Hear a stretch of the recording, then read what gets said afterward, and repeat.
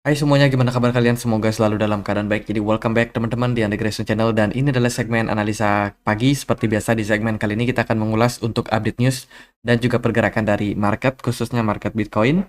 Teman-teman, hari ini kita berada di tanggal 22 Desember 2023. Di perdagangan kemarin, kita dapat beberapa data penting, salah satunya adalah continuing jobless claim dari Amerika Serikat, kemudian initial jobless claim, GDP dari Amerika Serikat, overall GDP-nya mengalami peningkatan, tapi tidak sesuai dengan forecast ya.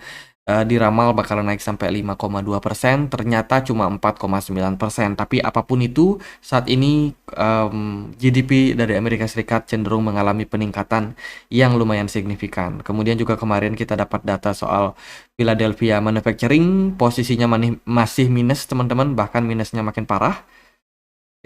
Itu sih di perdagangan hari ini kita akan dapat beberapa data penting lagi. Salah satunya adalah GDP dari Inggris, kemudian juga akan ada data soal PCE and Core PCE untuk Amerika Serikat. Menurut saya data ini sangat-sangat penting dan juga berpeluang memberikan impact terhadap pergerakan dari US dollar. Selain itu juga kita akan dapat data soal new home sales, penjualan rumah baru, teman-teman.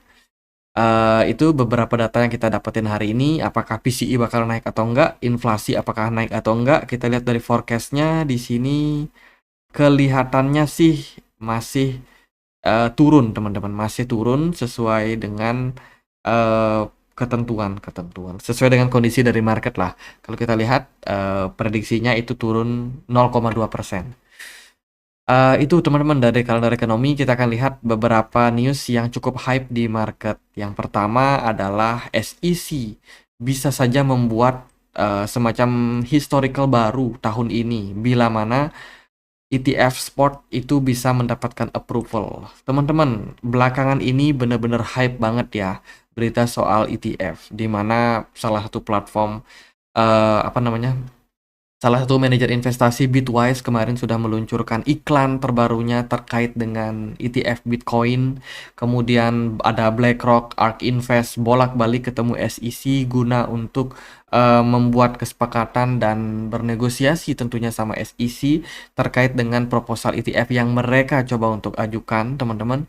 Dan tentunya sangat-sangat menarik. Ini belakangan berita ETF ini benar-benar menjadi sentimen yang kuat banget untuk Bitcoin. Apakah bisa mendapatkan approval atau enggak dari Gary Gensler? Ya tentu saja bisa banget, teman-teman. Kita akan lihat gimana keputusannya nanti di hari Senin. Tapi yang pasti narasi approval terkait dengan ETF Bitcoin ini benar-benar terus digoreng sama pemberitaan media ya. Next, dari berita yang lain juga ada data soal foreign holder untuk US debt, atau kita bisa bilang ya untuk apa namanya, hutang Amerika Serikat ya.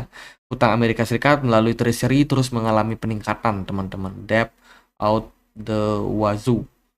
Jadi terus mengalami peningkatan. Artinya Amerika Serikat terus berhutang, terus mencetak obligasi.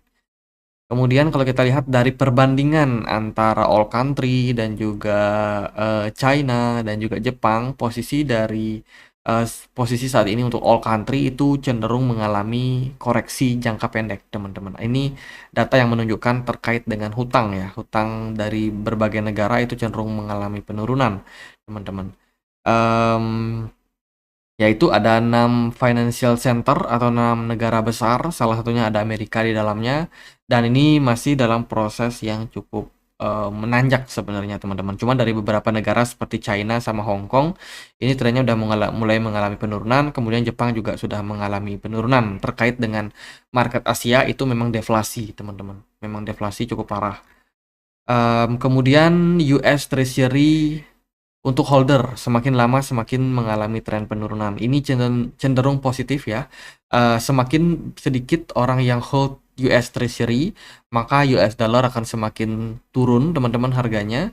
Kemudian juga kalau kita lihat impact-nya, maka akan ada uang yang masuk ke pasar lain seperti komoditas atau ke saham atau mungkin Bitcoin, teman-teman. Jadi US Treasury ini bisa menjadi salah satu indikator kenapa pergerakan dari Bitcoin cenderung juga masih powerful untuk saat ini. Tidak hanya di Amerika Serikat, tapi juga di negara-negara lain seperti Jepang, kemudian Hong Kong, dan juga Cina. Obligasinya terus mengalami penurunan. Itu sih teman-teman, sebuah good news sebenarnya. Kemudian kita lihat lagi dari Worldcoin. Worldcoin baru aja menarik untuk ORB verification di India, Brazil, dan juga France, teman-teman. Sekarang sudah ditarik. Jadi orb itu adalah alat pendeteksi iris mata ini yang memang digunakan untuk mendapatkan data-data penting dari mata calon investor atau ya mereka yang memang mau memberikan datanya secara cuma-cuma kepada Worldcoin guna untuk diverifikasi, dimasukkan ke dalam blockchain. Dan ya kalau kita lihat dari pemberitaannya, mereka sudah menarik teman-teman, menarik diri dari beberapa market di India, Brazil, dan juga France. Kemudian ada berita juga datang dari Merit Circle. Nah, siapa nih yang suka trading di BIMS, token namanya BIMX, teman-teman. Itu melakukan strategi collaboration framework venture dengan framework venture ya. Ini tentunya mereka berpeluang untuk mendapatkan ya semacam pendanaan baru lagi dengan pemodal Ventura yang memang sebelumnya sudah ada teman-teman seperti Pantera Capital dan lain sebagainya. Jadi fokus daripada project BIMX ini adalah untuk running gaming ya di sektor gaming. Tentunya dengan masuknya venture capital baru, ini bisa menjadi narasi yang positif buat Merit Circle. Terus dari berita yang lain, ada Render Network yang baru aja menyelesaikan transfer ke Solana. Jadi kita tahu Render ini itu berpindah blockchain teman-teman dari Ethereum pindahnya ke Solana terkait dengan masalah kecepatan transaksi dan kepadatan yang terjadi pada blockchain milik dari Ethereum, sehingga mereka memutuskan untuk ya udah kita migrasi aja ke Solana yang lebih cepat, yang kecepatannya lebih baik, dan tentunya introduce untuk BME model. BME model ini adalah Burn Minting Equilibrium. Jadi ini semacam metode untuk melakukan semacam apa ya, penyesuaian terhadap supply yang beredar. Jangan sampai supply-nya itu kebanyakan sehingga menyebabkan inflasi. Jadi mereka akan coba untuk cari balance between supply and demand, dan juga terkait dengan infrastructure in GPU processing. Jadi ini sebuah narasi yang sangat positif sekali untuk Render. Let's say kalau kedepannya ada narasi burning terkait dengan ya token mereka sudah terlalu deflasi misalkan atau terlalu inflasi misalkan, nah itu bisa di burning sehingga impact-nya adalah terhadap harga cenderung mengalami peningkatan. Jadi harga dari Render akan bisa untuk dikendalikan kalau mereka cenderung bisa atau memperoleh akses untuk melakukan burning token. Itu sentimen positif. Kemudian juga datang dari MS Drainer. Ini adalah salah satu scammer teman-teman yang menggunakan Google Ads ya, dan mereka sudah mencapai cuan sekitar 59 juta dolar di kripto teman-teman. Jadi hati-hati buat teman-teman yang suka lihat iklan, baik itu di Google, baik itu di website ya kan, ada airdrop ini, ada apa, pokoknya hati-hati sama Google, sama iklan Google teman-teman terkait dengan penawaran cryptocurrency. Apakah itu berupa airdrop, pre-sale ataupun apa, make sure teman-teman cross check lagi bahwa teman-teman sudah masuk ke website yang benar, karena tidak semua iklan itu benar teman-teman, banyak juga yang scamming seperti ini. Jadi ini bisa meningkatkan kewaspadaan kita sebenarnya. Kemudian berita terbaru datang dari Ethereum yang akan segera melakukan testing untuk upgrade yang akan mereka lakukan di 11 Januari terkait dengan Denkan upgrade. Jadi belakangan Ethereum itu agak terlambat kalau nggak salah ya. Tahun lalu mereka upgrade-nya itu di akhir bulan teman-teman, dan ini terjadi di awal bulan. Jadi ada sedikit keterlambatan yang mereka lakukan. Upgrading akan dilakukan oleh pihak Ethereum dengan melakukan testing pertama kali di 17 Januari, dan kemudian kalau tesnya berhasil mereka akan lanjutkan sampai di Februari tanggal 7 teman-teman. Jadi ini tentunya berimpact sekali sama yang namanya layer-layer yang lain terhadap Bitcoin, kemudian metode staking pool, bridge, dan lain sebagainya. Jadi upgrade ini semoga bisa memberikan impact yang positif buat ekosistem Ethereum ke depannya. Kemudian berita datang lagi dari Bitcoin miners, Core Scientific to exit bankruptcy January, teman-teman. Jadi ini berita terbaru ya. Core Scientific ini adalah salah satu perusahaan miners, kalau nggak salah nomor 3 terbesar teman-teman, yang dikabarkan di tahun 2022 kemarin itu sudah mengalami masalah terkait dengan apa ya, Mmm, gininya mereka itu nggak nutup teman-teman, biaya operasional mereka itu nggak nutup terkait karena bear market di 2023, biaya listrik waktu itu makin mahal ya, batu bara, kemudian juga minyak itu lagi naik tinggi-tingginya sehingga nggak nutup. Harga Bitcoin turun dan parah banget waktu itu dan ya seleksi alam terjadi, mereka mengajukan kebangkrutan teman-teman. Menurut pengumuman tanggal 21 Desember, perusahaan tersebut telah mencapai kesepakatan prinsip dengan pemegang saham untuk distribusi surat utang. Oh, oke, mereka memberikan surat utang, teman-teman, ngutang lagi sama investor karena memang buat nutup hutang-hutang mereka yang sebelumnya. Berdasarkan perjanjian tersebut, pemegang saham Core Scientific akan menerima saham baru yang ditukarkan dengan rasio 25:1.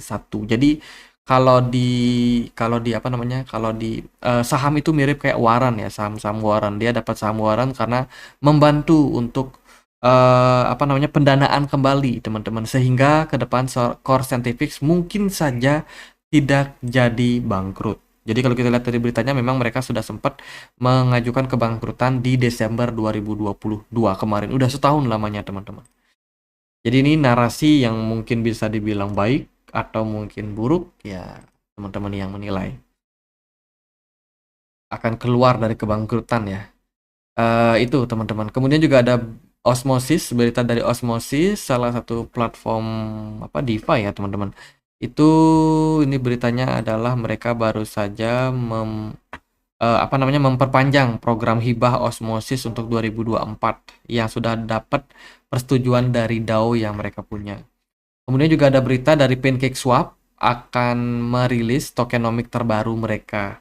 Dan mereka akan melakukan perubahan yang signifikan dari tokenomic, emission, sama growth strateginya mereka. Mungkin akan lebih banyak promo, mungkin untuk jumlah supply yang beredar akan dikurangi lagi terkait dengan inflasi yang sangat-sangat parah ya pada Pancake. Jadi mereka sedang mengajukan voting sebenarnya sekarang, teman-teman. Jadi ini baru voting, belum mendapatkan kesimpulan untuk kedepannya. Kita akan lihat gimana voting yang akan diambil oleh para komunitas dari PancakeSwap. Lalu gimana impact terhadap pergerakan dari market? Di perdagangan kemarin Bitcoin rally kembali. Teman-teman, Bitcoin nggak jadi koreksi, pada kita expect banget Bitcoin koreksi terkait dengan indeks dolar yang mengalami peningkatan. Namun ternyata rilis data GDP di perdagangan kemarin itu nggak terlalu memberikan impact penurunan terhadap DXY. Cuman kalau kita perhatikan dari RSI, posisinya saat ini sudah mulai ada bullish divergence, di mana RSI menunjukkan tren kenaikan, namun pergerakan dari indeks dolar masih mengalami penurunan, teman-teman.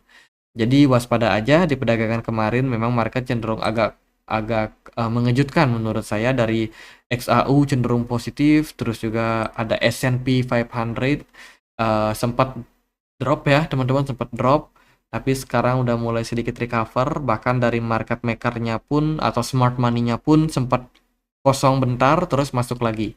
Dari Bitcoin pun kurang lebih sama. Dari beberapa indikator, kemarin kita juga sudah sempat posting di komunitas Telegram bahwa ada whales yang melakukan akumulasi lagi teman-teman terkait dengan pembelian Bitcoin.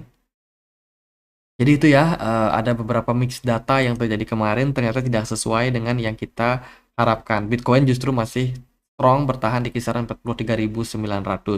Dan dengan posisi yang seperti sekarang ini, teman-teman, volume perdagangan masih bagus, smart money masih bagus, dari RSI sendiri menjelang fase ya overbought teman-teman. Jadi siap-siap udah masuk ke fase jenuh beli. Kalau kita perhatikan dari pergerakan Bitcoin kemarin memang benar-benar tangguh banget, bertahan di kisaran 43.600. Wow, ini ada potensi memang pergerakan Bitcoin cenderung growing up, teman-teman. Tapi menurut saya masih ada kemungkinan dia untuk ngetes sekali lagi balik ke kisaran 41.500. Saya masih expect kalau Bitcoin masih bakalan mengalami koreksi lebih lanjut. Apakah itu beneran terjadi apa enggak? Ya kita nggak tahu. Yang pasti teman-teman harus diperhatikan konfirmasi di kisaran level 44.400. Saya rasa bisa menjadi salah satu resistance terpenting untuk Bitcoin saat ini. Dari beberapa data kita tadi sudah spill, ada data PCE. Waspada kalau data inflasi ini bisa memberikan impact terhadap pergerakan dari market ke depannya, teman-teman. Jadi jangan terlalu agresif untuk fase-fase seperti saat ini. Itu semoga video kali ini bisa bermanfaat teman-teman buat kalian yang mungkin mau join di komunitas Telegram kita, linknya ada di kolom deskripsi. Overall pergerakan dari Bitcoin masih positif, cuman kita masih belum mendapatkan konfirmasi arah ke depannya pada Bitcoin. Apakah dia bisa menembus level 44.400? Kalau bisa, terbanglah Bitcoin bisa ke kisaran 45.500. Kalau gagal, teman-teman, kalau misalkan dia reject di kisaran level 44.000 ini, target selanjutnya adalah di 41.500. Itu aja paling buat Bitcoin saat ini. So far so good. Kita tunggu rilis data PCE apakah akan membawa market lebih ke arah positif atau lebih ke arah negatif. Itu aja, semoga bisa bermanfaat. Akhir kata saya Andre, makasih.